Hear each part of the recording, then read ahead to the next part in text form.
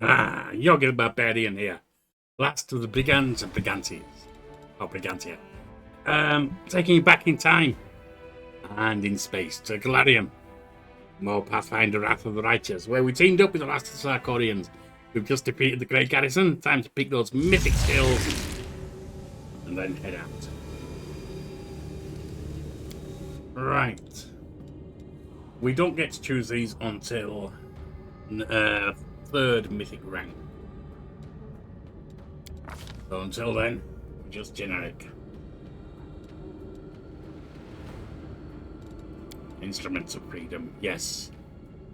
Mythic characters that draw their power from freedom, giving an ability to unleash a bolt of energy from Elysium itself, targeting an ally or a foe within 50 feet as a ranged touch attack. Bolt deals 4d6 plus 2d6 per mythic rank points of damage to enemies. Using an ally, the bolt instead charges their attacks with weapons for 2 plus mythic rank rounds. Companion attacks with weapons deal an additional 2d6 points of holy damage on hit and count as good for the purpose of bypassing a damage reduction. Those characters can use this ability 3 times a day, plus 1 extra for each mythic rank beyond the first. Second mythic rank, those characters become close to the Azartas that live in Elysium. We did enjoy our time with them. Whether we go Azarta or not, I haven't decided. Gaining resist electricity 20 and plus 4 bonus to their saving throws against mind effects. Now, mythic ability.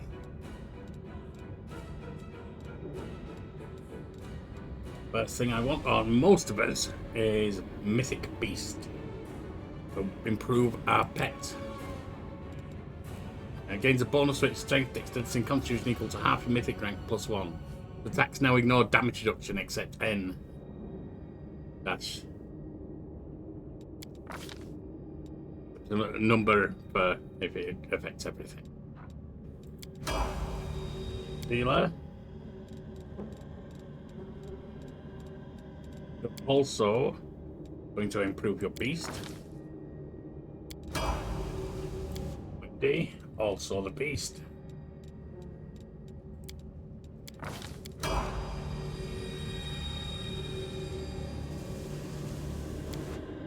You. But your shapeshifter. There's 2 possibilities here that I see. Master Shapeshifter. You become the target of a polymorph effect. All the physical ability scores adjustments are modified by plus 4.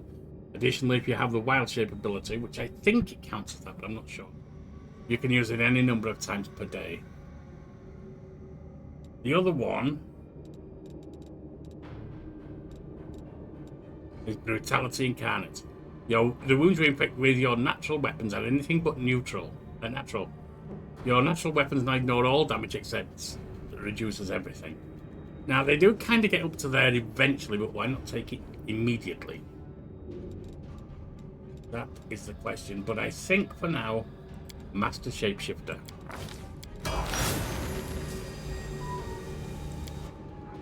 You, Walchif. You're a spellcaster. What I'm going to give you immediately, the ability to cast more spells. Where is it? Abundant casting. 4 more spells at first, second, and third rank. And you, Emperor. I've got that possibility.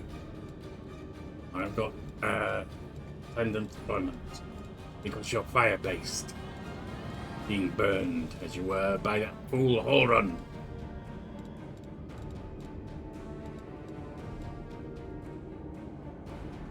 Choose one energy type. Acid, cold, electricity, fire, sonic, or negative.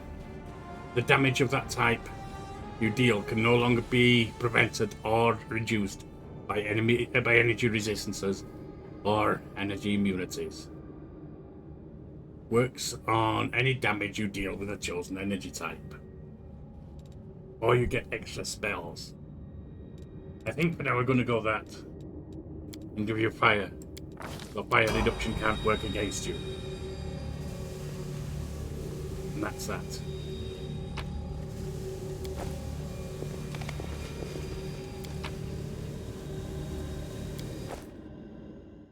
And we're out. We're out, my friends.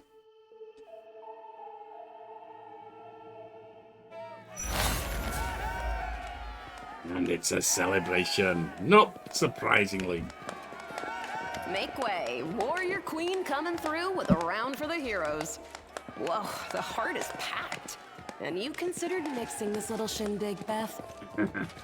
I did consider it, and I am still considering it. It hasn't even been a week since the last demon was booted out of Canabris. And we really should be in a period of mourning for all the city's fallen. But the people deserve to celebrate. And he deserves to be honored for saving the city and possibly all of Mendev. We did it together, you know that. But someone did more than the rest of us. Don't deny your achievements. There will always be plenty of miserable folk only too happy to tear you down. Who cares what they say? According to the Watch reports, there has been no demon activity whatsoever outside Canabris. I get the feeling the fiends are as shocked by what happened as we are. What happened in the garrison, what you did, it was a miracle. I truly believe that the gods remembered us and decided to intervene. Beth, come on, you agreed. No serious business today. All right, I'm done. No more. Who would have thought we'd be celebrating a successful attack on the Grey Garrison, our own fortress, and that we'd blow the roof off the place? Good to know you listen to your wife about letting your hair down, even if not about where you two should live, huh? It's simply unforgivable. Comes the cheerful voice of someone sitting in the far corner of the room. While we're on the topic of the roof, there's already a rumor going around that you have been blessed by Iomade herself. And it was her power granted to you that destroyed the garrison's walls and roof. And it turns out the people want a little piece of that blessing for themselves. The townsfolk are gathering chunks of the garrison's rubble as souvenirs and talismans. And I'm sure they'll hit the black market soon enough. Oh, yeah. Here, read on this for me. For good luck. Go on then, we all need all the luck we can get. Nice. I'll put it on display at home. Or maybe I'll make a hole in it and wear it as a pendant. Nevi! What are you on about now? Not your style, Annabeth. What do you mean? Do you see many people at this table who've been personally blessed by Iomade herself? Well, a couple perhaps. There's the same mirthful voice that joined in before. Iomade's blessings are not conveyed through stones, and as public officials, we really shouldn't. Annabeth looks to the end of the table where the voice originated, and her eyes widen as the words trail off. I feel a little chastened after what you said about public officials, but I myself have acquired a few pieces of stone and also wish to ask our hero to breathe on them for good luck. So, what now? Are you going to toss me out of this fine establishment? The woman dressed in unshowy finery raises her eyebrows. Your Majesty. Your Majesty, huh? You're the one who Hullrun is serving, are you? Have you seen what he's up to in your name? Yes, it is I. I made the journey here to deduct the cost of repairing the garrison roof from your salary. We have not been introduced. Galfrey of Mendev.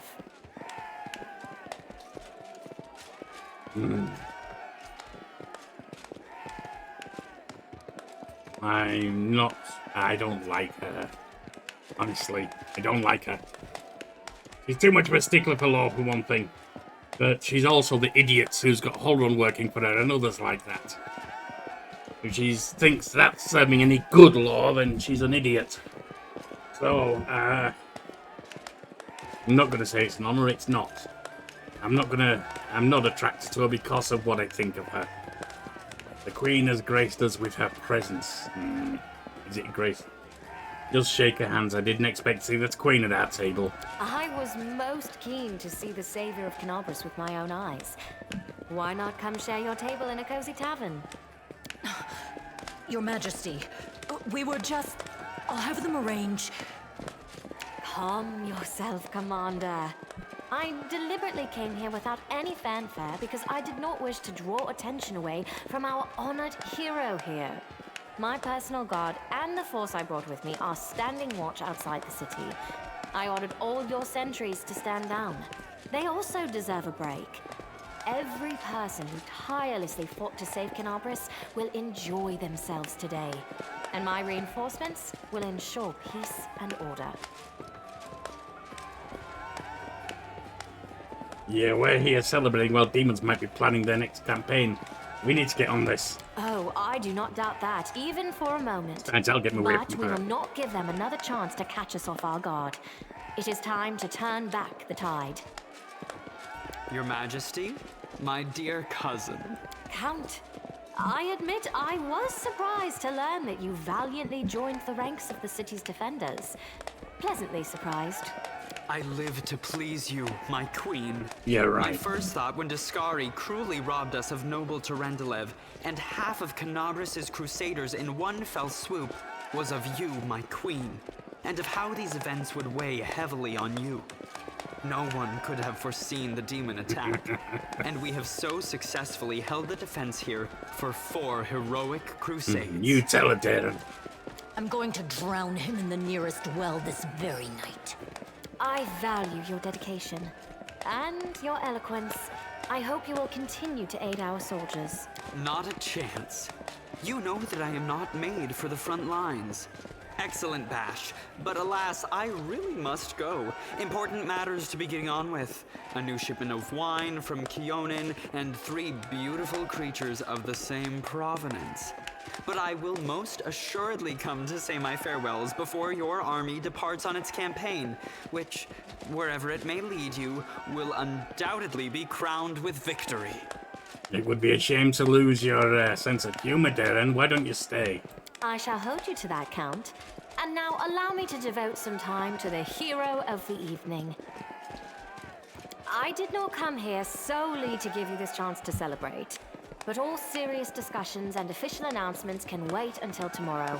I have big, big plans for all of you, especially for you. But I want to keep you in suspense for a little while longer, so I shan't say another word. Let us mark this victory. My first toast is to you, the hero of Canabris. Now, what are we drinking? Right. The fires of Canabris have died down. Now the army's path leads to the walls of Dresden, a fallen citadel that the Crusaders have been trying in vain to reclaim for 70 years. The new piece on the board might give their efforts some added momentum. I certainly intend to.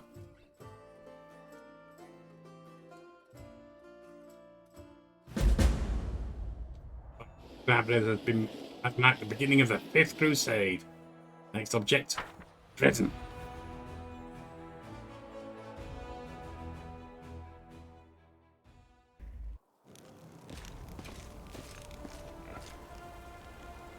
That him next to Erebeth, the hero who saved Canabris. The Queen is coming, the Queen. Rise, warriors. Today is a day of sorrow and pride. Sorrow because we weep for our brothers and sisters who perished in Canabris. Pride because despite demonic treachery, our heroes repelled the attack and saved the city. I, Queen Golfrey of Mendev, declare this day the first day of the 5th Crusade. And I am glad to introduce the one who will lead the attack on the forces of the Abyss. The hero of Canabris, Knight Commander of the 5th Crusade. Your leader from now unto victory or death. And now it's time to rest. Everyone is dismissed. Everyone return to your orders, camps. You heard the Queen dismissed. There. The troop review is finished. I'll give you some time to look around the camp, and then I shall expect your presence at headquarters.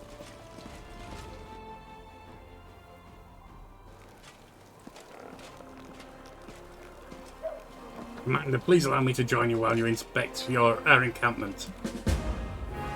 Beginning of the long road, the fight for Canabris is over. The hero has received the honours he deserves. Now he is the Crusaders' Knight Commander. Right, first thing I want to do is talk to the storyteller. The old elf smiles when he hears your footsteps. Allow me to congratulate you on your victory and on acquiring mythical powers capable of casting down the strongest of demons. I got the pages you were looking for from the Grey Garrison. The storyteller carefully takes the page from your hands. His fingers touch the ancient letters gently, examining them lightly. Following their lines, I see myself, young, energetic, able to see. Oh gods, have I found the key to my past? Finally, I will find out what my own mind has been hiding from me. The elf's expression becomes withdrawn. The wrinkles on his face soften. Thank you, Yorkie, and please, follow me to my story. Let's embark on this journey together. The storyteller inhales sharply a few times and begins his story. They are leaving. The people of Keonin faced the coming earthfall and admitted that they were incapable of handling this disaster. Proud rulers, artful crafters, brave warriors, wise mages and skilled healers, all of them hurried to get to the gates of Sarkorian, looking around fearfully. A clean, safe world is waiting for them there. My people decided not to fight for Golarion. I'm ashamed. I'm sorry for them. Their hearts wavered in the face of catastrophe. But my will is strong, and I am staying. My kinfolk are looking at me angrily. How dare I diminish their decision with my recklessness? My choice makes them look like cowards, traitors to their own home. One of them, my former mentor, looks at me bitterly. He hands me a neat notebook with a tree bark cover. In case you change your mind. With a heavy sigh, he returns to the line of those departing. Forgive me, brothers and sisters. I watch the gates of Severian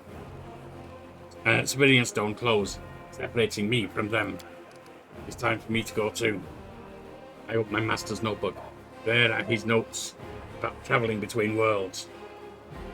In case you change your mind, he hopes the burden I shouldered voluntarily will be too much. I will lose heart and find my way to Severian. That will never happen. My mouth is set stubbornly. I tear my master's notebook to pieces. I use my forced pride as a shield against my fear of what is to come. Why did the elves flee and not fight? Storyteller's lips purse with disdain. They are afraid to lose what they have. They were rulers, long-lived and powerful. They valued their lives and sunshine too much to enter the fight with the aftermath of the Earthfall. Your mentor is a mage, and you must be too, yes? Yes, I am. An archmage, and this title is well deserved. I have acquired delicate mastery and succeeded in many areas of magic.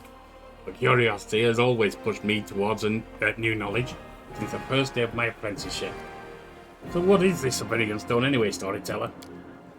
A magnificent crystal bent into an arch by a mighty hand of ancient divine creator. A great gate to other worlds. It breathes power, it dreams of eternity. Why are you angry at the elves? It sounds like they're looking after themselves.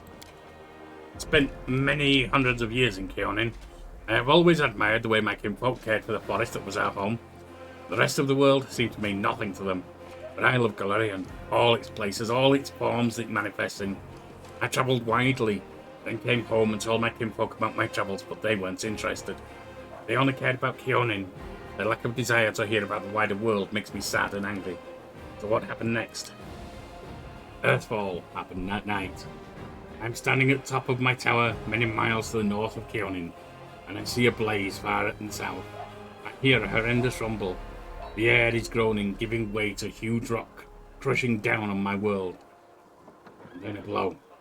Vibration that penetrates everything, reaching down into the bowels of Golarion and up to the vaults of the sky. Crunching bones, blood, and burst-flung vessels, filling my eyes with darkness.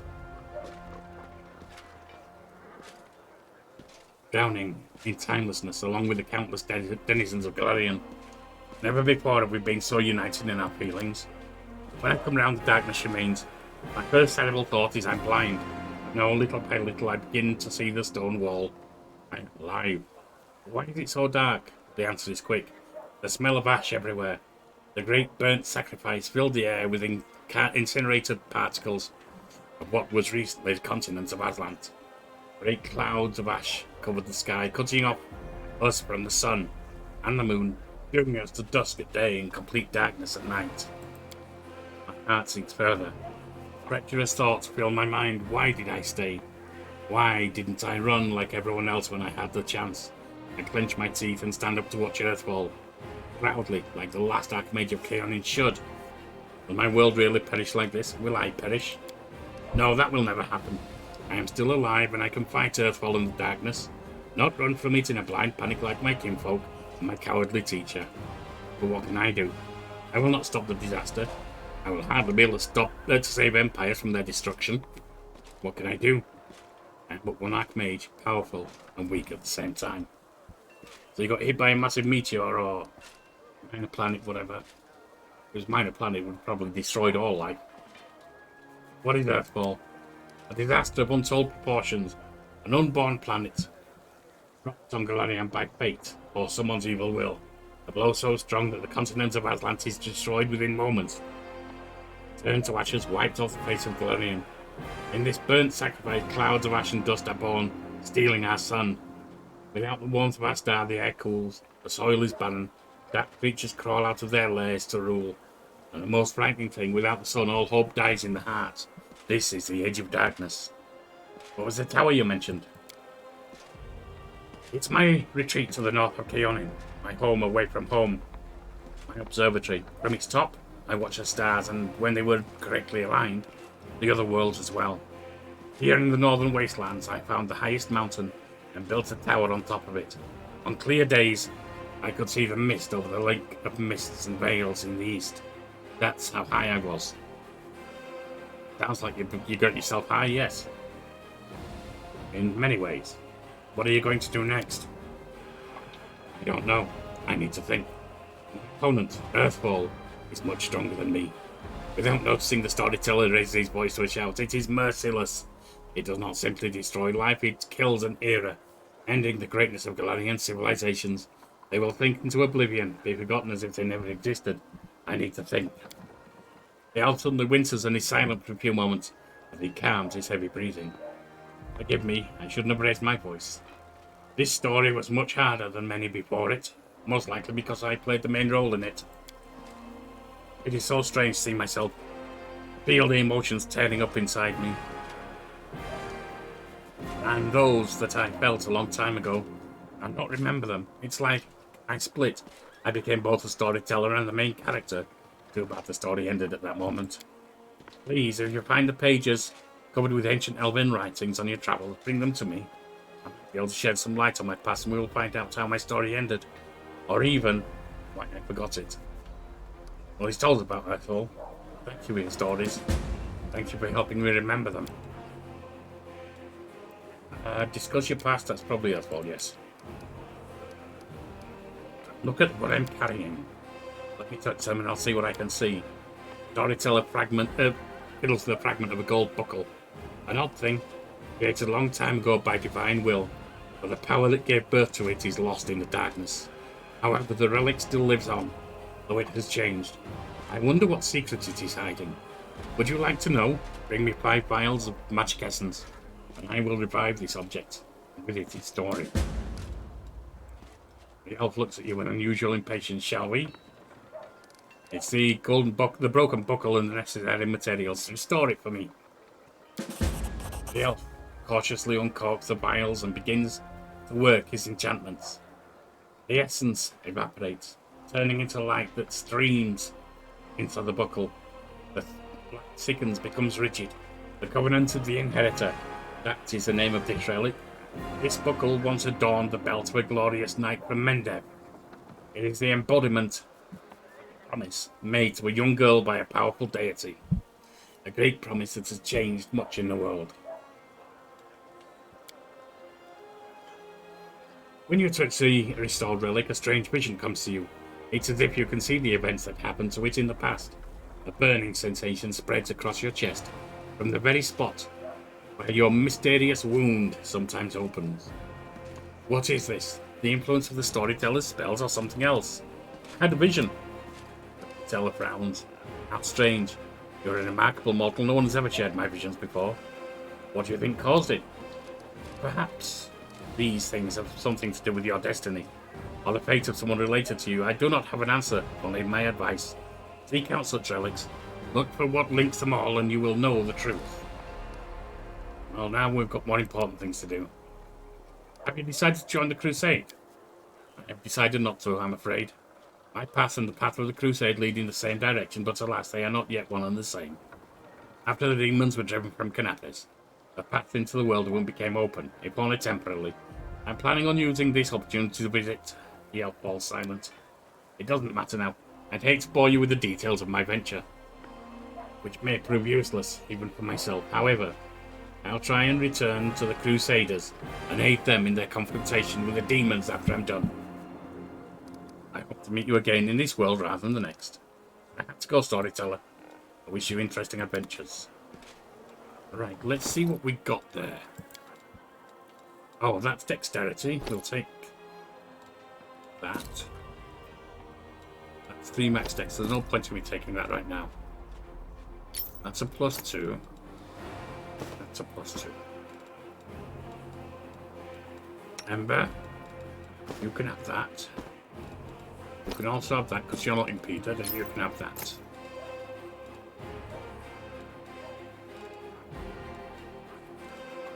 But it wasn't there.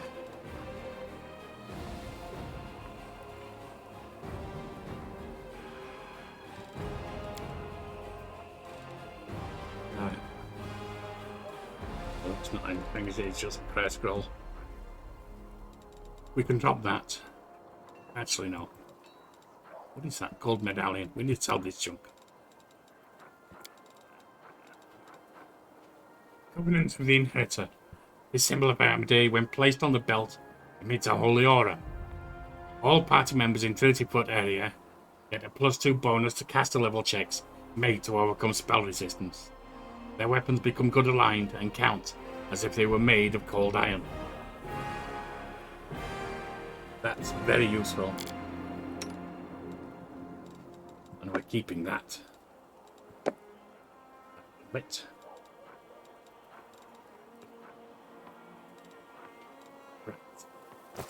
On to looking around the camp.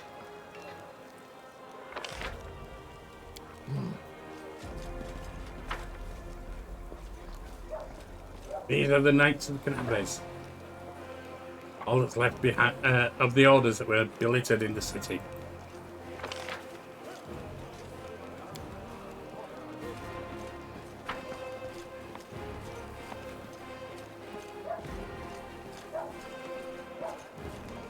These are the Knights of the Eagle Watch.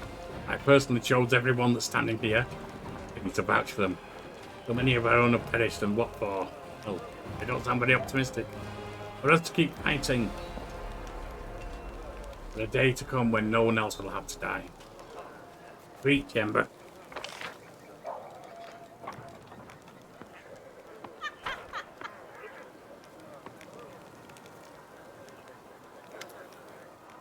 Ah, there you are, my dashing troublemaker, you. Darren flashes you a self-satisfied smile. That short acquaintance is coming to an end. Very soon you will depart on your crusade, where you'll scrape by on horrible rations, struggle vainly to fall asleep amid snoring soldiers, and all day awoken by freezing cold, and have to look upon the dour faces of self-righteous prigs, before you finally perish in the maw of some demon. I have a journey ahead of me too. I just rented a sailboat in the south. I've also hired an excellent chef, and a host of other entertainments. Well, to each their own, I suppose. Darren pauses, then suddenly adds in a more serious tone. You know, I'm genuinely sad to see you go. It sounds like mockery, forgive me, I cannot switch off my venom gland on a whim, you see. But you intrigue me. If only we could have spent a little more time together, but of course, Darren grimaces. Not under these circumstances. Let the Crusaders and the demons have at each other. With any luck, they'll take this entire sanctimonious spectacle down with them. You know, Darren, you intrigue me too. Why not stay? Darren's eyes light up a little. He's obviously pleased by your attention. Yet he answers in his typical mocking tone, alas, life is full of disappointments. I must reject your offer. In any case, I intend to wait until the army departs. I do love a good send-off, especially when it is I who is staying and someone else who is heading off to meet a dreary and hopeless end. Sometimes it does one good to ruminate on the unfairness of life. Well then, farewell, Commander. I assume I shall be your most precious memory on this most disgusting and exhausting road. The pointless slaughter of battle. Or if not the most precious memory, then at least the most stirring. Aaron smirks before instantly losing all interest in you, or at least it pretends to. Alright. You must go do what you must do, Darren. That's fine. A well-dressed old dwarf is lecturing a motley company, shaking her ladle at them belligerently. Noticing you, she flings up her hands. Good morning, your commanderness. You remember us? We're the crew from the next door theatre company, the one you saved in Canabres, back when you weren't your commanderness yet. As you can see, we've come on a campaign with you. We signed up to clean pots and mend the soldiers' clothes. Keeping up a theatre is expensive, so we all had to take side jobs. But we don't stop what we're doing. We're going to put on a play about your legendary feats. Are you? Of course. The crowd scenes are difficult. We can't find the people to play the hordes and demons, and we decided against using a ritual to summon real demons. That's a really good decision.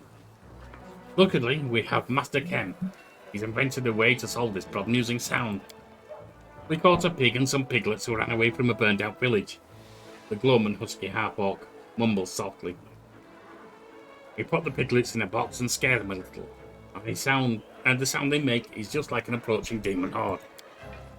The most important question is, of course, choosing the lead actor who will play the Great Knight Commander. We had a right barney over it, breaking a number of lancers, as well as a shovel with a rolling pin, and a set of back scratchers. We just couldn't decide, no matter what. Maybe you can help us. We have two candidates here, most suited to the role. One will have the honour of conveying your heroism on the stage, Commander. Is this sweet half-elf a candidate for my role? Gretland, the director, of course. Lily is most impressed with you and wants the role very, very much. Differences in appearance don't matter. She's a wonderful dancer, which would allow us to introduce elements of ballet into the play. It's good. A Cyclops actor. He's completely tame. Believe me, he has a few issues with articulation, but what a powerful physique. We'll make him a nice costume, wash him up, brush his hair. Truth be told, in our show, we mainly just make short heroic exclamations at fateful moments like onward or we'll never give up or my heart burns with courage. Lampkin can definitely handle the scripts. Well, if you're going to do a ridiculous play, might as well have a ridiculous candidate. I've made my decision. Give Lily the dancer she doesn't look anything like a half-orc. She's a woman, not a man. Give it to her. Wonderful. Sorry we took you away from all the important things heroes and commanders do. We're off to a rehearsal. I mean, we'll wash some pots, then we're off to rehearsal. Let's go, you lazy lumps. Don't embarrass old grandma now. And onwards we go.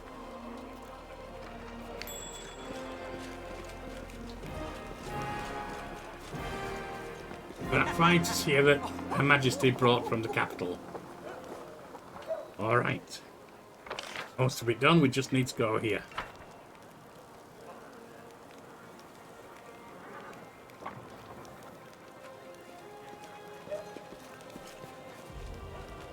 No one stands in my way. And this is the quartermaster. Wilson Gams, a burly soldier with an impressive beard creature with a broad smile. Wilson Gams, the camp quartermaster at your service. How may I help you? Tell me about yourself. Quartermaster looks away sheepishly. There isn't much to tell, really. I was born in Canapres, in a humble family. Got an education, taught myself to read and write. Got drafted into the army, spent 3 years as a shield bearer in the first line. I left after I did my time and joined the Stonemasons Guild. Then moved on to shipwrights and rose to crew chief. Sailed to Ayabaria twice and returned with goods. Made some money, built a house, but haven't started a family yet. I think I will after we're done with this war. A few years ago, something started gnawing at me.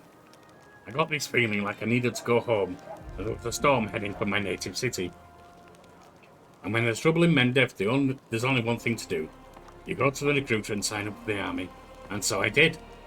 At first they wanted to make me an infantry sergeant. Then decided I would be a better fit in the supply department. I can take care of army property. I'm pretty handy around a warehouse. Not to mention I know how to manage a band of helpers. And so that's how I became a quartermaster. Wilson gives you a shy smile and shrugs, as if this were a wholly unremarkable story for any crusader. What are your duties in camp? A little bit of everything. What's an officer to a soldier? Strict father. So what does this make a quartermaster like myself? Something like the mum, that's what. Show the lads have everything they need to defeat the enemy, and come back from battle in one piece. Wilson starts ticking off his fingers. That means food, firewood, medicine, tents, mended clothes, fixed weapons. The horses have got to be fed and watered, the camp's got to be fortified by evening, and broken up by the morning. I make sure the wages are paid on time and the wagon wheels don't squeak. And then there are reports. Gods, until you asked, I never realised just how many duties I actually had. What do the soldiers think of their new commander? They mostly tell tales of your unusual power. They don't shy away from talking about you as a person too. Soldiers are like that. If Iomade herself descended from heaven, you bet they'd jabber on about how she grips a sword and how good she looks in her armour. People talked about you with suspicion at first. You're a hero, of course. No doubt about that, and the blessing of the gods helped you with the great garrison. But the powers you use, they seem to be of divine nature, but then again, maybe they're not. The Inquisition would be outraged by that. But soldiers are simple folk. They talked it over and decided that everything is happening as it should. And the main thing is that the commander keeps winning, and the Queen is pleased with him. Show me what you have, Wilson. Bulk selling. We have a head there. You can have it. Free of charge. Sort by name. Don't need that. Don't need that.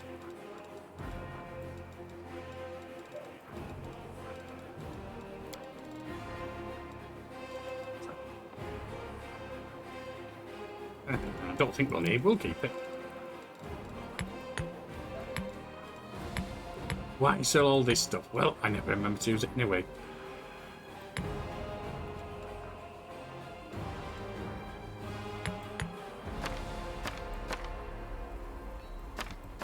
Keep the healing.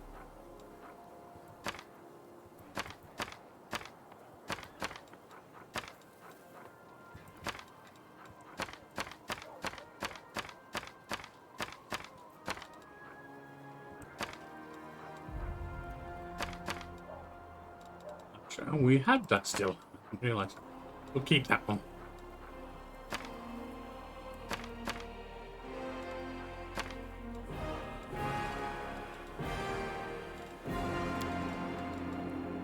Keep all that. No one's going to use that, I don't think.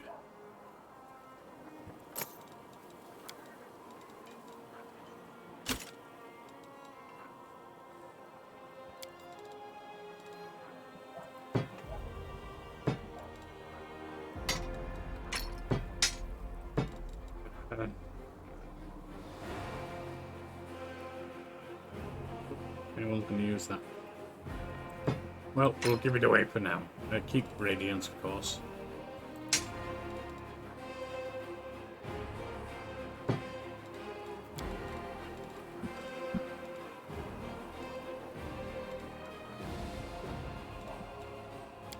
That's 17,000. That'll work nice.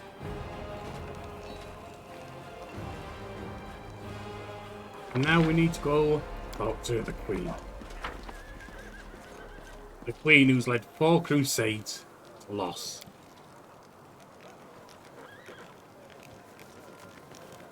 And now leads us... except we're leading crusade this time. The Queen greets you with a stare. She has dropped the pompous air with which she had just announced the 5th crusade. The face of the ruler of Mendeb appears calm and thoughtful. She has made a move, and now she awaits her opponent's reply. Commander, I'm satisfied with the troop review, but I do not expect they will be sufficient for the task. You will have to prove yourself a shrewd leader and hire the necessary troops with the provided funds. I have chosen a target for your campaign, and that target is Dresden, our lost outpost within the World Wound. The Sword of Valor was kept there, a banner that was once carried by Iomade herself. Our greatest relic was lost when the city fell. I should make one thing clear from the start. The Sword of Valor is no mere symbol, but a powerful weapon against demons. The holiness of the banner weakens them, and robs them of one of their most dangerous abilities, teleportation. Good. A forced march to Dresden awaits you. The Sword of Valor is kept somewhere within the Citadel. The demons probably think it's a hunting trophy. Its recovery is just as important as retaking the city itself. I hope the task is clear. I'm sending 2 specialists to help you, along with the soldiers. A historian, Nura Denduar, and a cleric, Soziel Vainik. The Queen nods to the human man and the young halfling woman standing next to her. One of the famous inquisitors of the Church of Iomade also wants to talk to you. The Honorable Leota, whom everyone calls Hawkblade. I do not wish to keep you, Commander. The matter I must discuss with you is extremely important, but it is not directly related to the Crusade. You no doubt wish to meet your new comrades and speak with Her Majesty. Therefore, I shall leave you now, but I ask that you seek me out in the camp at your earliest convenience. Hi! Listen, it's amazing here. It's like I'm in a ballad. There's knights in shining armor, deadly dangers, glorious feats. We are going to show those demons! I'm so tired of sitting in a library reading books about history. It's time I took part in it! Well, she's excitable. As to Leota, you won a Holland's lot. We'll talk to you, but I'm not sure. I'm glad to help our cause, Commander. If you have some time later, I'd like to speak with you further. Certainly, Sozion. You'll have plenty of time to talk. You're the Knight Commander's people now, his trusted advisors and companions. Now then, would you please leave us? Irabeth, you can go too. When we met at the Defender's Heart, I never imagined you'd make me the commander of the new Crusade. Some actions may be deemed bold, or even extreme, and beyond those, there are some you might call the Queen's last resort. I am not a simple monarch. I am at war with the Abyss, a war which has lasted over 100 years. I cannot allow myself the luxury of caution. In you, I see a chance, and I am willing to stake everything on it. However, you cannot blame me for putting you in charge of the Crusade. I only formalized what had already happened in the hearts and minds of many. People spoke of the power that descended upon you and helped you save the Wardstones from corruption and total destruction. Word of this feat quickly spread far beyond the borders of Mendev. There was no other person who could better fit the role of Knight Commander of the Fifth Crusade. Well, I would say that I should do better than you because you've led 4 to failure. But I won't say that to your face. I have some questions about my mission to retake Dresden. Of course. I shall answer. How did the demons conquer it in the first place? Actually, was it true that Staunton betrayed everything? That's a good question. Its walls were built by dwarf craftsmen, and the power of the Sword of Valor protected the city. Alas, where raging hordes failed, a single lying tongue was all they needed to succeed.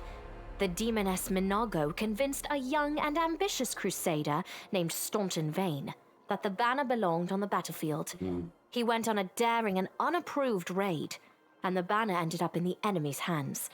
The city fell soon after. Ever since then, for 7 decades, it has served as a citadel for the forces of the Abyss. Staunton Vane, I saw him at the Great Garrison. He's defected to the demon's side permanently now, it looks like. Oh, really? I wasn't informed of this. After Dresden fell because of Staunton, he was nearly sentenced to death. He deserved it. In wartime, men are hanged for far less. But you have no idea what a terrible sight it is. A raging crowd of crusaders baying for blood. Never have my fighters looked so much like the demons we are fighting. So instead, you sentenced him to being harassed and bullied and treated like crap. Which you no doubt he deserved after what he'd done, for 70 years. Which has done nothing but ensure he goes to the demons again. Wonderful. I commuted Staunton's sentence and stripped him of his rank. Not just for him, but for my army and my country. We are not Hell Knights. We do not maintain discipline with public executions. You punished him with a life of disgrace and humiliation. And that life broke him. It's sad but not surprising. Perhaps exile would have been a more merciful sentence than decades of service among those who despised him. I was hoping he might atone for his guilt with a heroic act, but he likely decided that atonement was impossible, and he might as well give himself over to evil. Basically. So well done. Nice decision, Queenie. What forces are at my disposal? Everyone we saw today at the parade. First among them, the Eagle Watch, who remain a powerful force thanks to Irabeth's resourcefulness. Also marching with you are several minor knightly orders, as the minor volunteer units like to be called. And finally, I have personally selected some recruits from Neurosian. They have little in the way of battle experience, but great determination and a thirst to prove themselves. I've always thought that an army benefits from at least one such unit. Well, I hope you're going to lead. I hope they're going to have good leaders, not you. You're obviously not. These forces, as I said, are not enough for a march on Dresden. You will have to hire additional troops with the funds that have been provided to you. But for a brave commander, and I hope you are one, that is just the beginning. If you retake Dresden, recover the holy power of the Sword of Valor, and gain a foothold in the region, then new armies will join under your banner. The Fifth Crusade is only beginning. Many battles and victories lie ahead. With me in charge, they will do, definitely. It's been decades and no one's managed to retake. Why do you... Well, I don't need to ask that. It's because I'm in charge and I've got good people with me. What about long-term goals? Do you know how to get rid of the world wound forever? Now you are talking like a real knight commander. However, answering your question is not easy. To win this war, we must bar the demon's way. There are a few planar rifts leading to the abyss across the territory we call the world wound. The best specialists we could find have tried to close them on separate occasions, with no success, as you may have guessed. The world wound is more than just a chain of portals to the abyss. We do not understand its nature yet. The methods of rift closure known to magical science simply do not work here. However, we have a hypothesis, and a rather well-grounded one, that we must begin at the source of the problem, the place where the world wound was opened. I need to check what that ping was. Nothing I need to worry about right now. Okay. The main rift lies through the city of Iz and the Threshold Fortress, deep in the former lands of Sarkorians. We have never managed to fight our way so far and gain a foothold to allow the mages to explore the origins of the world wound. Oh, we will do this time. The next step, after you succeed in Dresden, is an offensive push deeper into the world wound, with the aim of reaching Threshold. The very threshold of the abyss. No more questions. Wonderful. Looks like the future path is laid out relatively well. At least she's achieved that. Did you know that the angels from heaven are confined in the Wardstone? I had guessed as much. Many angels fought alongside us in the First Crusade. Heaven was unable to mobilize its full might to aid us, but individual celestials volunteered to fight for our cause. Then one day, they all vanished, saying that they were setting off on an important mission. Not long after, Iomede's herald erected the first wardstone in Kenobris, and then the others in cities across Mendev. Even back then, I had nagging doubts, but my faith in Iomede easily assuaged them. It is for us to serve the goddess after all, not to question her works. We always question. Nevertheless, I am pleased that you solved the mystery of the wardstone in Kenobris and were able to save this gift of Iomede. It was a deed worthy of a knight commander of the Fifth Crusade. You know, I received an unusual gift in the caves beneath Canapes. In a vision, I saw the death of an angel called Ariel. Somehow, he was able to grant me the ability to reveal the light of heaven. Lariel. I knew him. He disappeared shortly before the world wound grew, and Dresden fell into the enemy's hands. In the chaos, we had more important concerns than investigating the fate of a single angel. Even one so righteous and beloved as Lariel. And afterward, matters took a turn for the worse. The angels left us to go on their special mission. You just check that.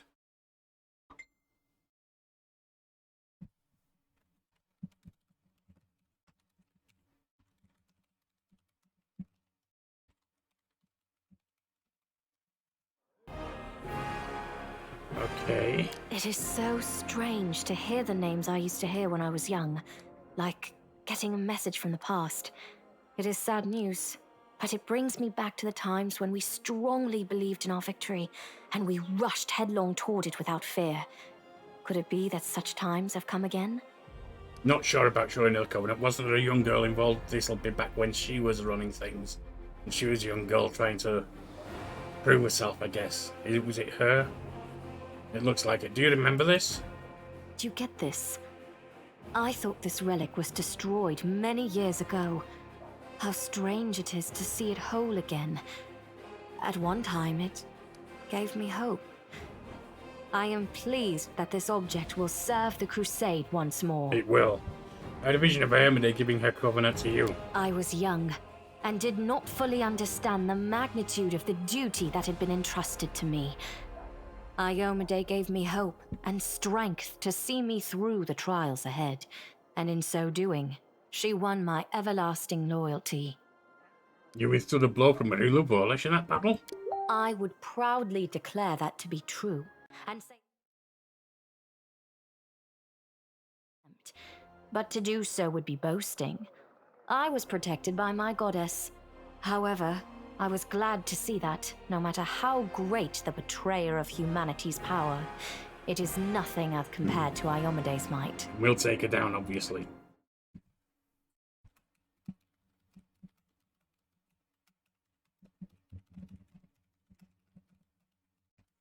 Sorry, my dear lady wife was messaging me. I'm going to break in a few minutes. I'm going to keep this. Then so you shall. What matters is that the Covenant of the Inheritor has been recovered. Perhaps it should be in your hands now, because you have greater need of it. But should you ever feel that you no longer need this relic, I ask that you give it to me. I would be delighted to touch it again. I'm sure you would, but this is for the Crusade. And what are you going to do? Overlooking a spot of insubordination just at the moment. However, I shall answer you. I shall prepare the defenses at Nerosian and all the other border cities and plan the future of the Fifth Crusade. Does that satisfy your curiosity, Knight Commander? Yes, it does. Thank you for your reply. Of course. The task is clear. There was an option to ask her to stay with you, but honestly, I don't like her, so no. Splendid. Ah, yes. We have one final matter to attend to. It should be rather enjoyable. Count, there you are. You received my instruction? What's the thing here? I did, though I did not have time to read the thing before I was dragged before your majesty. In truth, I was readying myself to depart. Throwing your weight around, huh? No matter. Weenie. I trust you will forgive your sovereign for the rather brusque summons, especially when you learn what prompted it. As you are aware, he has recently been appointed my Knight Commander of the Fifth Crusade. I spent a long while pondering whom to appoint to the highly sensitive post of Commander's Field Attaché and Advisor Plenipotentiary without portfolio. It is a great honor, I suppose.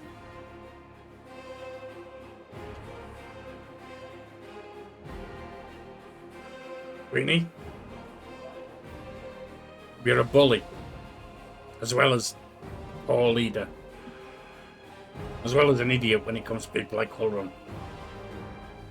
And now you're trying to bully Darren. He wants to be off.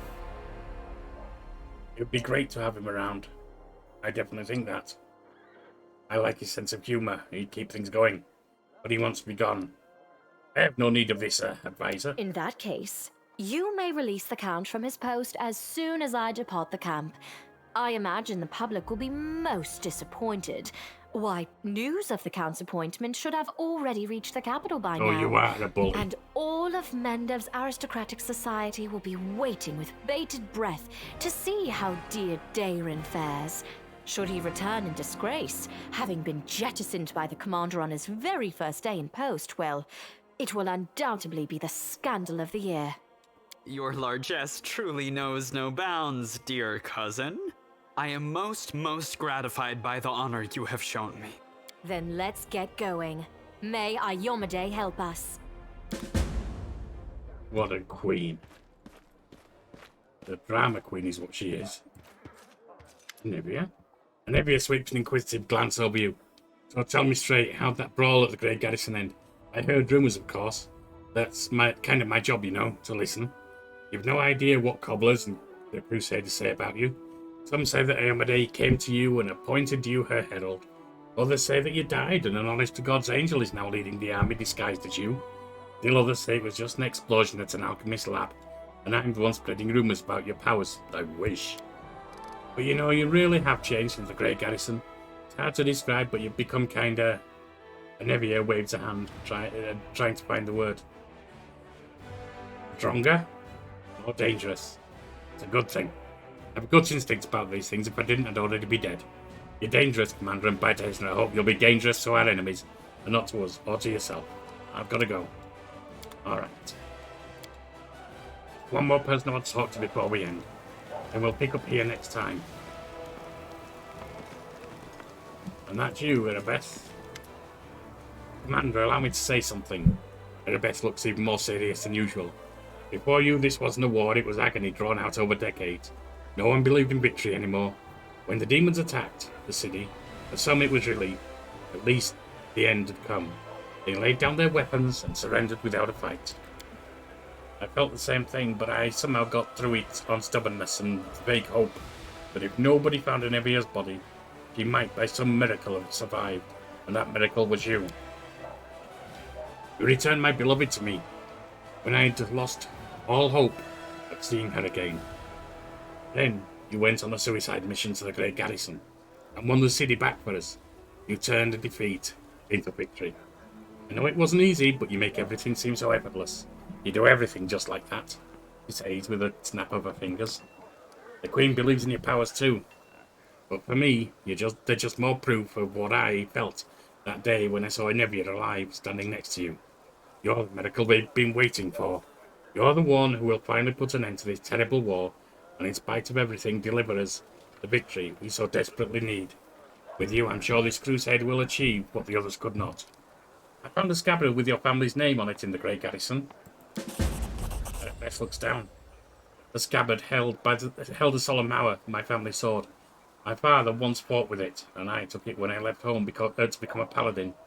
Alas, it was not stolen. I parted with my heirloom willingly to help someone dear to me. Anivia needed expensive healing, and having no other way to procure the money, I pawned my father's sword. I think he would have understood. I'm sure he would have given up everything to help the family. I hoped to redeem the solemn hour eventually, but there was never enough money, and soon the sword disappeared from the pawn shop altogether. I have no idea who took it.